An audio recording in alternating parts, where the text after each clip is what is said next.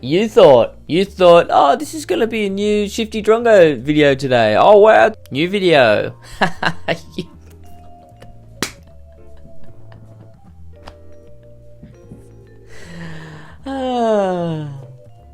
Well, that. What do you mean you read the title? Okay, I put in the title that this was going to be a compilation and I didn't trick you. Whatever helps you sleep at night, I guess. So for all the liars that say I didn't trick them, let me explain what's going to happen right now. This is a compilation of a few videos of a little series I do where I dive down the Wikipedia rabbit hole. And they're the most insane. At the end of the video, you may say, they weren't the most insane rabbit holes. Sometimes a brother's got to clickbait a tiny little bit, okay? Anyway, enjoy. Love you. Ugh.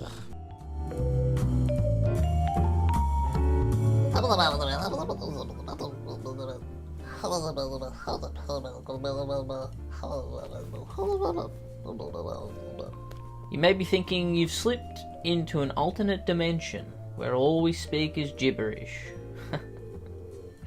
Wrong, okay? It's clearly about today's topic, aliens. And to be more succinct, alien abductions. You may be wondering what I said in alien just then. I said, Happy New Year to you and your family. Your second question might be, is it okay to do the alien accent? And yeah, for now, give it 20 years, I might have something to answer for, but at the moment, it's all good. People are always asking me, they're not, but let's just say they are. People are always asking me, do you think aliens exist? And I say, surely it's got to be something, right? And we're not the universe is huge, gigantic, some would say. Some would say astronomical, but that's just silly. And I don't think that's really too much of a question. I mean, are we so narcissistic that we think that we're the only thing that exists in the whole universe? I mean, please. The real question is, have they visited Earth yet? Have there been these abductions that people claim to have been a part of? That's a little more tricky. I'm not sure. Maybe, possible. But I thought, hey, let's go on Wikipedia today and go down another rabbit hole and see, well, is it true? Do we believe these people? These sick freaks that have been probed by aliens? Anyway, enough gallivanting around with my words. Let's gallivant around on the wiki and see, these people have been abducted. Do we believe them? I haven't done it yet. I haven't looked through it. I can't tell you if I do or not. Let's start off at the very first one. It's 1956, Elizabeth Clara, South Africa. Elizabeth Clara was a South African woman who, starting in 1956, publicly claimed to have been contacted by aliens multiple times between 1954 and 1963. First visitation allegedly occurred when she was 7. She's one of the first women to claim a sexual relationship with an extraterrestrial. So you're telling me there are aliens out there, going around, slinging dick. I mean, I thought, an alien species would maybe be evolved, where they would no longer, have the pleasures of sex. They'd just, baby. Do I believe that this actually happened? I'm gonna err on the side of no. I feel like this is one of those things you say to get back at an ex-spouse, Like, I'm doing way better than when I was with you, okay? I'm with Meat Mop now, and the sex with him is astronomical. Literally blows my mind how good Meat Mop is in the sack. So, David, you're a cockhead. I don't want to ever see you again. She promoted an ideal of a better world and beliefs in a cosmic consciousness. In her book, Beyond the Light Barrier, she strove to convey a message of peace, love, understanding, and environmentalism, which she credited to the superior wisdom of an advanced and immaculately utopian Venetian civilization. So you needed aliens to come down from upon high to go, actually, environmentalism, caring for the earth, that's a good thing. Yes, Elizabeth, hello, Meat Mop here, the alien. Environmentalism is actually good, your ways are wrong, and the way I'm going to convince you is with my alien penis. She promoted conspiracy theories of an international cover-up that kept vital information from the public. Like a cover-up of, what, just in general, or was there something specific? Like, I'm not saying there's not a cover-up, okay? The government? Who trusts them? But I need some more details, okay? You can't just be like, there's a cover-up! Of what? What are we covering up? And claimed to have been threatened with abduction to press her into revealing details about alien technology. What a tasty bit of irony, she's been hanging around with the aliens and it's the humans that have been threatening her with abduction. Now, if alien sex hasn't convinced you that aliens are real, maybe something from my own backyard can. Frederick Valentish Frederick Valentish was an Australian pilot who disappeared while on a 125 nautical flight on a Cessna. On the evening of Saturday, the 21st of October 1978, the 20-year-old Valentish informed Melbourne Air Traffic Control that he was being accompanied by an aircraft about 1,000 feet above him and that his engine had begun running roughly, before finally reporting it's not an aircraft. There were belated reports of a UFO sighting in Australia on the night of the disappearance. However, the Department of Transport was sceptical that a UFO was behind Valentish's disappearance, and some of their officials speculated Valentish became disorientated and saw his own lights reflected in the water, or lights from the nearby island while flying upside down. Like on a round trip, why fly upside down? I know it's a bit of fun probably, but especially near Tasmania, that's scary enough, okay? Valentish radioed Melbourne Flight Service at 7:06 to report that an unidentified aircraft was following him at 4,500 feet. He was told that there was no traffic at that level. Valentish said that he could see a large unknown aircraft which appeared to be illuminated by 4 bright landing lights. He was unable to confirm its type, but said that it had passed about 1,000 feet overhead and was moving at a high speed. Valentish then reported the aircraft was approaching him from the east and said the other pilot might be purposely toying with him.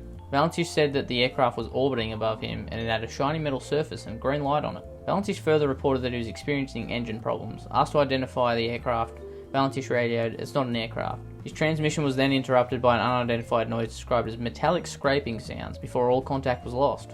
Pretty sure the sound that they heard was just a Tasmanian local dragging the bag of Crown Lager empties back home. I mean, it's 10 cents a bottle, it's worth it. It's worth it. Especially when you have 50, you know? That adds up. You know, the story before, it's like alien sex, okay, that's pretty funny. This one you're like, oh, okay, that's a bit odd, isn't it? I mean, it may not be aliens per se, but it's something that's, you know, unidentifiable. Like, could be anything. Could be like a unknown technology to us that, you know, another country's using or we're using that's been kept, you know, secret from us. That's not unusual. But I mean, you know, you could have just mistaken it for a Tasmanian flying his own plane, you know, 2 heads and all. The next one we'll look at is Betty and Barney Hill. Betty and Barney Hill, do they sound like made-up people? Absolutely, they sound like, you know, cartoon characters, but let's hear them out. Barney and Betty Hill were an American couple and civil rights activists who claimed they were abducted by extraterrestrials in a rural portion of the state of New Hampshire from September 19 to 20, 1961. The incident came to be called the Hill Abduction. Wow, what a creative name. The Hill Abduction. Whoever came up with that. They have 2 cents in the jar, I'll tell you that. I wonder if they were also abducted on a hill, because then, you know, I'd give you some more props. But if it was just on like a flat surface, you know, some type of tundra, I'm not going to give it to you. And the Zeta Reticuli incident, because 2 UFOologists, is that a real profession? Do you get paid to do that? Because 2 UFOologists connected the star map allegedly shown to Betty Hill with the Zeta Reticuli system. Their story was adapted into a best-selling 1966 book, The Interrupted Journey, and NBC's 1975 television film, The UFO Incident. Was this like so far back that there had only been 1 UFO incident? Is that why it was called The UFO Incident? Because I feel like there's been a few since then. If there'd been more before then that's a terrible name for your show. I'm sorry. I know I'm being nitpicky and we're talking about aliens, but okay, that's none of my business, the alien thing, alright? Each their own, that I say, each their own. But I'm more in the business of critiquing stupid names. And here I am critiquing yours, the UFO Incident show, the people who made that. I'm off topic, let's get back on board. Most of Betty Hill's notes, tapes and other items have been placed in the permanent collection at the University of New Hampshire, her alma mater. In July 2011, the New Hampshire Division of Historical Resources marked the site of an alleged craft's first approach with a historical marker. Historical marker, you say? Where the alienists at now? People who don't believe in aliens, I call them the alienists. It's a lot of... bit of a mouthful. The alien racists. I feel like that's easy to say. The Hill story was widely publicised in books and movies. Now, because this has sparked my interest, I will read a bit of the UFO encounter, okay? I know you're chomping at the bit, you're like, what happened? What happened? Tell me! What happened? So I'll do it, alright? Just relax, calm down, seriously. I'm getting to it. According to a variety of reports given by the Hills, the alleged UFO sighting happened about 10:30 PM September 19, 1961. The Hills were driving back to Portsmouth from a vacation in Niagara Falls. Betty claimed to have observed a bright point of light in the sky that moved from below the moon and the planet Jupiter upward to the west of the moon. While Barney navigated US Route 3, Betty reasoned that she was observing a falling star. Only it moved upwards. Maybe you were driving upside down. Ever think of that, Betty? Because it moved erratically and grew bigger and brighter, Betty urged Barney to stop the car for a closer look, as well as to walk their dog, Delcy. Betty, Barney, and Delcy. Sounds like a classic 1960s sitcom if you ask me. Barney stopped at a scenic picnic area just south of Twin Mountain. Betty, looking through binoculars, observed an odd-shaped craft flashing multicolored lights travelling across the face of the moon. Because her sister had several years earlier said she had seen a flying saucer, Betty thought it might be what she was observing. Through binoculars, Barney observed what he reasoned was a commercial airliner travelling towards Vermont on its way to Montreal. Classic broads, always in a tizzy, am I right, Barney? Yeah, fair enough. However, he soon changed his mind because without looking as if it had turned, the craft rapidly descended in his direction.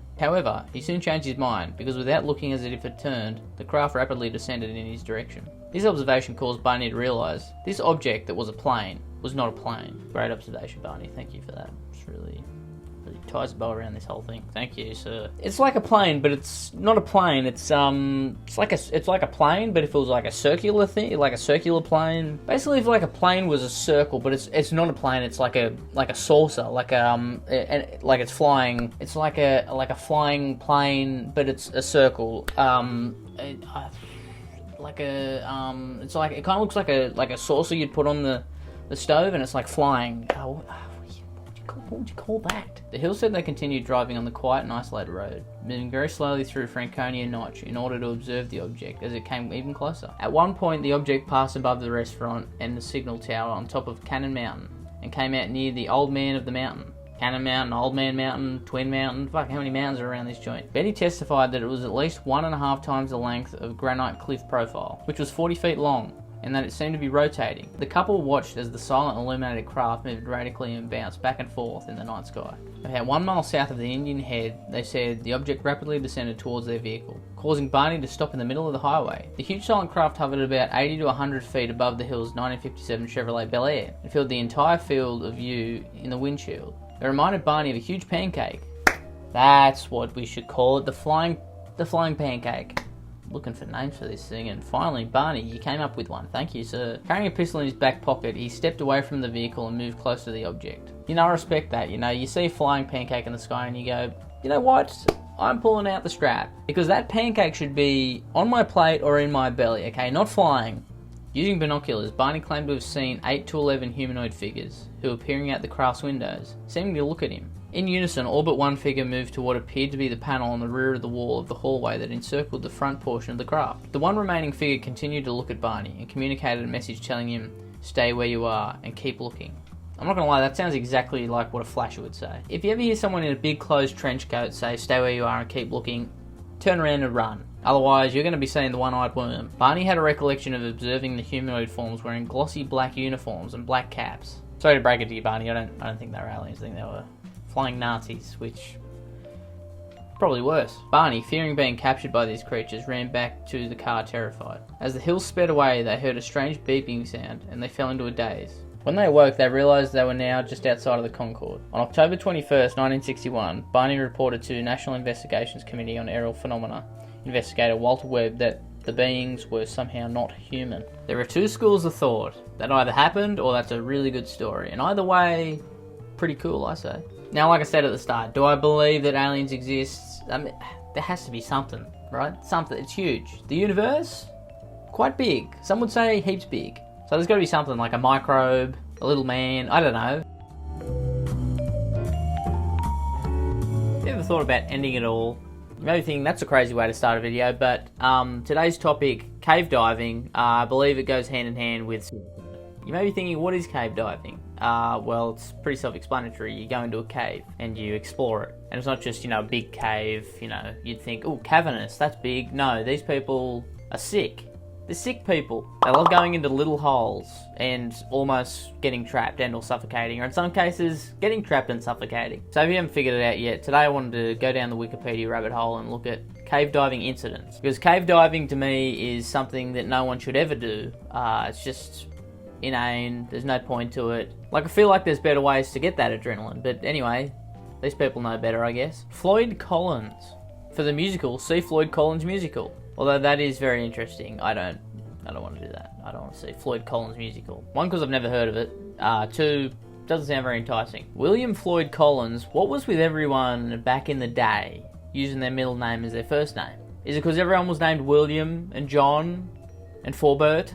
So they'd kind of, you know, use their middle name to stand out from the rest. I think I just answered my own question. That's probably exactly what was happening. William Floyd Collins was an American cave explorer who became trapped and died in what became Mammoth Cave National Park. William. What were you doing in the cave? Oh, you're exploring the cave? Well, when the cave gets half your body height and width, stop exploring the cave. It's not for you. You don't need to go there. The incident earned major media attention during the efforts to rescue him. During the early 20th century, in an era known as Kentucky Cave Wars, sounds like a terrible spin-off of like Storage Wars or something. It's something I don't want to see. Spelunkers and property owners entered into a bitter competition to utilise the bounty of caves for commercial profit from tourists, who paid to see the caves. There mustn't be much going on in Kentucky if the only tourist venue is caves. Just a shitload of caves. Yeah, it's cool to, you know, go in caves and look at caves. You know, it's very interesting. Jenolan Caves, for example, in South Australia. That's cool. I've been there. But I feel like you see one cave, you've seen all caves. You know, when I go and travel somewhere, my first thought isn't, oh, I wonder where the local cave is. In 1917 and 18, Collins discovered and commercialised Great Crystal Cave in the Flint Ridge Cave system. But the cave was remote and visitors were few. Oh, I'm absolutely gobsmacked. They didn't want to go see a cave, Floyd. Collins had an ambition to find another cave he could open to the public, closer to the main roads, and agreed with a neighbour to open up Sand Cave, a small cave on the neighbour's property. What is your obsession with caves, Floyd? What is the obsession? You know that caves isn't the only tourist business venture to exist. I know there were definitely people like talking to him, you know, suggesting like, what about a travelling circus of some kind? You know, some type of show, and he's like, I don't know if that'd work, you know, I don't know if the circus is a big thing, you know, but caves, that's huge. People love caves.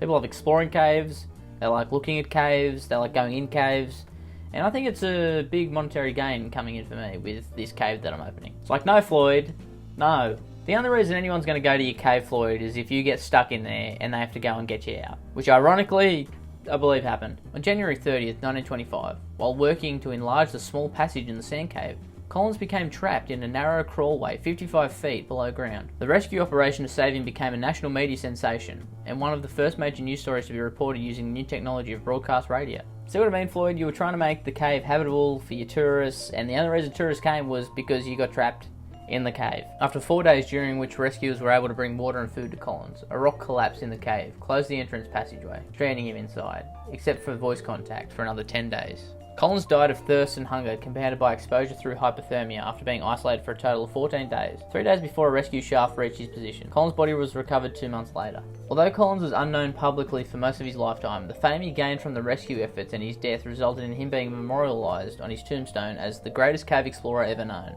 I mean, look, obviously he was very autistic about the caves, okay? He loved caves, and that's fine, okay? That was his little special interest, fine. But you should have done something else, man. Jeez, there was so many other things in the world. Maybe, well, you know, maybe not at that time. It was 1925. They just started using the radio properly. So I guess in a way it makes sense why you're so fixated on caves. There wasn't much going on. Marble Arch Cave's Cradle Hole Tragedy. 3 cavers died on a trip into Lower Cradle Hole on 15th of January 1995. Mostly students from University College Dublin and Dublin Institute of Technology caving clubs. When the 3 were swept away by fast running water and drowned in the low airspace, or duck, which was flooded to the roof on this particular occasion, section of passage between the end lower cradle hole and the grand gallery in the Marble Arch. This is slightly on topic but maybe off topic. I've never been a fan of going into a cave that can flood. You know, there'll be like caves near a beach, or they'll be near some type of water, and you know, there's a little bit of water going into them. It's fine, you can walk in there freely. But then, you know, the tide comes up, or there's a big downfall, and that bitch floods. Which reminds me of another cave diving incident, which we'll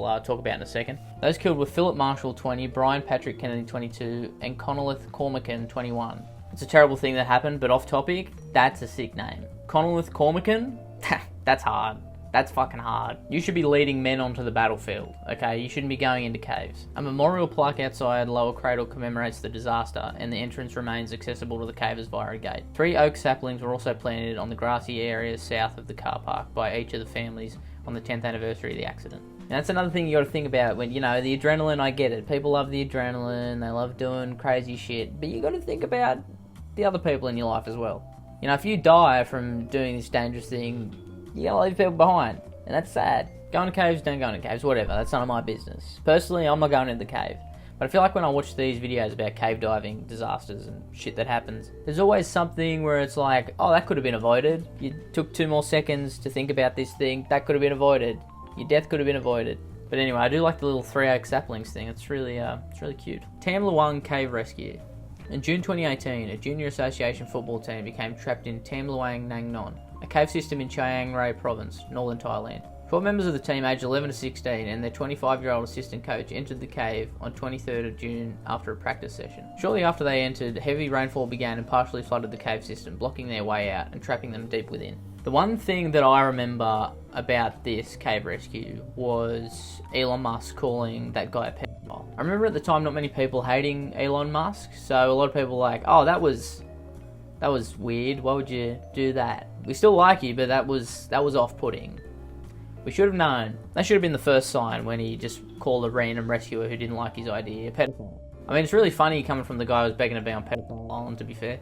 Efforts to locate the group were hampered by rising water levels and strong currents, and the team were out of contact with the outside world for more than a week. The cave rescue effort expanded into a massive operation amid intense worldwide public interest and involved international rescue teams. On the 2nd of July, after advancing through a narrow passage and muddy waters, British divers John Volithan and Rick Stanton found the group alive on an elevated rock about 4 kilometres from the cave's mouth. 4 kilometres? 4 kilometres? How big is that damn cave? That's what I want to know, because that's a long way. 4 kilometres? That's a pretty decent way. I mean, they were walking a long way before anyone went, my feet are... Oh my god, there's water everywhere. Oh, it's not good. Rescue organisers discussed various options for extracting the group, including whether to teach them basic underwater diving skills to enable their early rescue, to wait until a new entrance to the cave was found or drilled, or to wait for the floodwaters to subside by the end of the monsoon season several months later. After days of pumping water from the cave system and a respite from the rainfall, the rescue teams worked quickly to extract the group from the cave before the next monsoon rain, which was expected to bring additional downpours on the 11th of July. Between the 8th and the 10th of July, all 12 boys and their coach were rescued from the cave by an international team. I'm waiting for the part when it tells me about the situation when Elon Musk called that guy a pedophile. I think that's the most interesting part. Am I wrong? The rescue effort involved as many as 100,000 people, including more than 10 divers. Scores of rescue workers, representatives from about 100 governmental agencies, 900 police officers and 2,000 soldiers. That is a lot of people. Is that not the biggest cave rescue ever? I don't know if they've mentioned that and I've just kind of glazed over while reading, but that's got to be up there. 10 police helicopters, 7 ambulances, more than 700 diving cylinders, and the pumping of more than 1 billion litres of water from the cave were required. Salman Kunan, a 37-year-old former Royal Thai Navy SEAL, died of asphyxiation during an attempt to rescue on the 6th of July while returning to a staging base in the cave after delivering diving cylinders to the trapped group. Guy died? I do not remember that bit at all. I was under the guise that everything was hunky-dory and everyone lived. Following in December 2019, rescue diver and Thai Navy SEAL Beirut Pakbara died of a blood infection contracted during the operation. Well, hopefully their families got a shitload of compensation, because they're 2 of the reasons why all those kids lived. Are you scared right now? Because if you are, good. Why do I want you to be scared? Because it's the emotion I want you to be in today. My channel, my rules, bucko. Well, kind of. I mean, the YouTube gods are above me and I have to fold to their every whim. But other than that, my channel, my rules. You're scared. Why are you scared? Well, we're going down another Wikipedia rabbit hole today. And I don't want to hear anything about the site that we're using for the Wikipedia rabbit hole, because it says wiki in the name. Wikitubia? Not a great name, but it's got wiki in it, and so we're on theme. We're on theme. Shove it. Looking at Terminated YouTubers today. I thought the term meant YouTubers that had been, killed, but unfortunately it's just, YouTubers that have been banned from the platform. So there are 298 items in this category. I won't be going through all of them. I don't have the time. I'm a busy man. Got stuff on. I just don't want to go through everyone, alright? I'm not some sick freak, I've got a life. Anyway, enough of my yabbering, let's move on to the subject. I want to move on to a fairly recent one, and he's fairly well known. EDP445. What does EDP stand for? It stands for Eat That Pussy, which was funny. Till we found out he's a pedophile, but whatever. Before we move on to EDP445, I want to turn the attention to the advertisement next to this page. It says, place an ice cube on your burger when grilling. Here's what happens. I can't fathom why you'd ever put an ice cube on your burger patty while grilling it. It makes no sense to me. I'm not sure why that would happen. I don't know, maybe if you want to steam it, the steam from the water when the ice turns into water and it, melts. Maybe that's why, I don't know. But I can't imagine there'd be any other reason. All I'm saying is it makes no sense, and we're going to move on. Bryant Turin Emerson Moreland. Long ass name. Born December 15, 1990. He's only 35? Are we sure? He's 35. Those are rough 35. That's, I mean, well, you know, I guess that's what happens when you're a shit person. But I would have said 45. If I was being nice, maybe 40. Better known as EDP445, short for Eat That Pussy 445. He's an American former internet personality and YouTuber known for his videos mainly revolving around Philadelphia Eagles, many of which have been used in memes online. In July 2020, some private messages from Bryant were leaked, resulting in allegations of predatory behaviour towards minors. The allegations culminated in being caught in April 18, 2021, and attempted to meet what he believed to be a 13-year-old girl after sending sexual messages to a decoy account in weeks prior. And I think we all remember that incident. We remember it very well. He said he was meeting said 13-year-old to get a cupcake. Which, you know, I don't want to fat shame, but looking at the man's figure, it's not the worst excuse in the world, you know? I mean, we all like a cupcake, but we're not going to random 13-year-olds on the internet to get said cupcake. There are other places to go, such as, you know, cake shops, where, funnily enough, I know you're thinking cake, the big thing, they can also make the small thing, the cupcake. So you don't have to go to, you know, 13-year-old children on the internet to get a cupcake. You can just go to the local cake shop. But I think we all know that's not why he was there, which disturbing. Brian privatised all his videos on April 24, 2021, and YouTube terminated 3 of his channels 3 days later on April 27. In July 2024, he would return on a brand new channel currently named the infamous EDP. I'm not trying to help you get out of any of this, or, you know, avert bans and such. And it's probably on YouTube that you're allowed back onto YouTube. I wouldn't call myself the infamous EDP. Because people that don't know what happened, they'd start asking questions. They'd be like, why are you calling yourself the infamous EDP? Like, what happened for you to become infamous? Infamous is not good. Famous can be good, can have good things. Infamous, most of the time not. Anyway, we're going to move on and hopefully at a greener pasture, something, you know, a little bit lighter. Is that Matt Watson? Is that a young Matt Watson from Super Mega? That looks like him, right? Am I wrong? Fuck comments. I don't want to fuck comments. Let me rewind. I would not say fuck comments. I would say type more comments, please. Anything. Well, maybe not anything, you know. Adam Peter Lanza, better known as Cultural Philistine and Fuck Comments, was an American YouTuber and commentator and the perpetrator of the 2012 Sandy Hook Elementary School shooting. You know, I mean, we didn't start that high. We probably started here and we've just off a cliff. It's gotten worse. Adam created his YouTube channel on September 7th, 2011, where much of his content was of Adam talking about various subjects. Through only displaying a black background, he rambled on about religion, pedophilia, mental health, antinatalism, etc. Is antinatalism like anti-child? Is that what that is? Hang on, I've got to figure that out. I just looked it up and it is. I guess it makes sense why he shot up in elementary school, I suppose. But I wonder how many subscribers he had, because that doesn't sound like a very fun channel to watch, to be honest. I mean, you know, just every day coming back for more fuck comments about antinatalism and religion. Ugh. Give me a fucking break. How about you do a tier list about the sexiest Looney Tunes, okay? Lighten up a bit. His last upload would be January 29, 2012. The channel went unknown until 2021 when users on the Mass Killers subreddit, the what? Reddit needs to explode. The Mass Killers subreddit, what do you even talk about? Well, let me stop myself right there. Talk about Mass Killers, but why? Do you like fawn over, like what's the go with that subreddit? Do you just fawn over them? I mean, like, they're not that interesting. I don't think mass killers are that interesting. They go into it for notoriety and to kill people. That's it. That's their only motive. Like, they're not that interesting. Oh, I got bullied a couple of times in school. Let's relax, alright? Didn't we all? What drove him to kill all these kids? Oh, because he's a sick freak.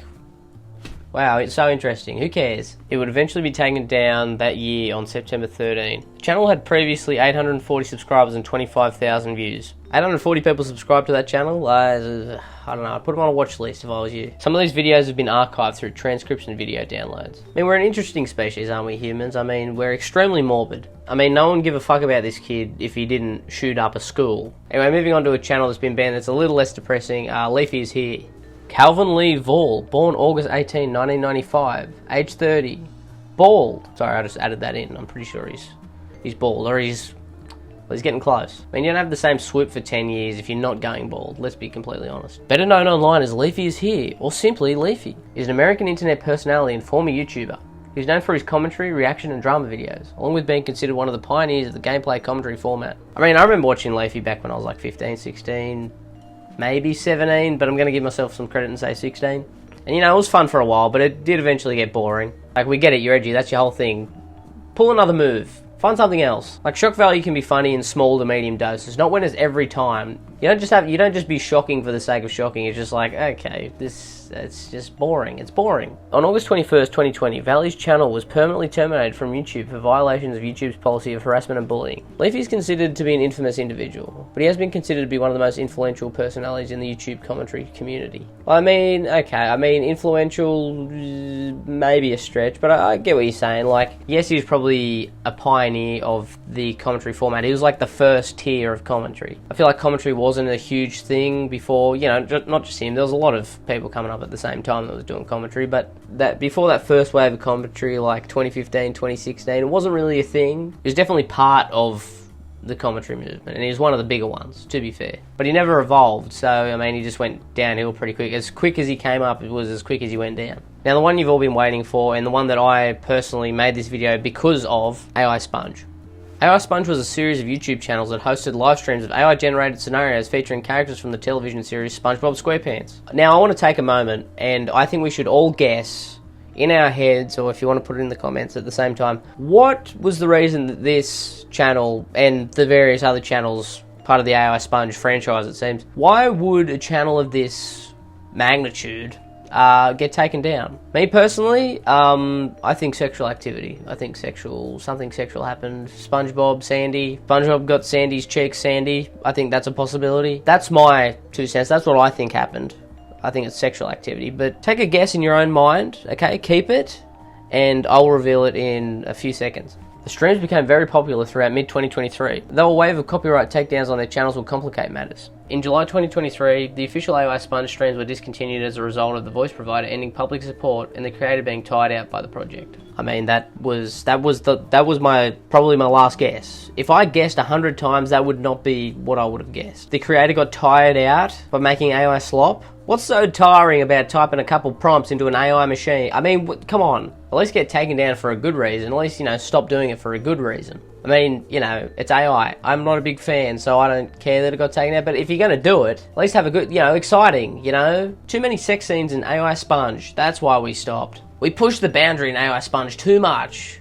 The corporate elites couldn't take it anymore. No, the creator got too tired. Anyway, that was just 4 channels. 3, I think, fairly well known. AI Sponge, obviously the top of the list. Anyway, that was quite interesting. The first 2 were quite morbid. Wasn't a great start of the video, but I feel like we ended on a high. A little bit of a lighter note. But there's a lot of channels that have been terminated, bigger channels and infamous channels and all that. So I could see myself doing a second round of this, maybe in the future. But then again, maybe not, you know. Maybe I'll just be tied out by the project, who knows. Just like my friend over at AI Sponge. It happens to the best of us. Anyway, like and subscribe. I'll see you later. And YouTube, please don't terminate me, okay? I'll be a good boy. I'll do whatever you want. I'll grovel. I can get down on my hands and knees. I have no problem with it getting down on my hands and knees, okay? I'll grovel. I'll do it. Bye. Shifty Drongo.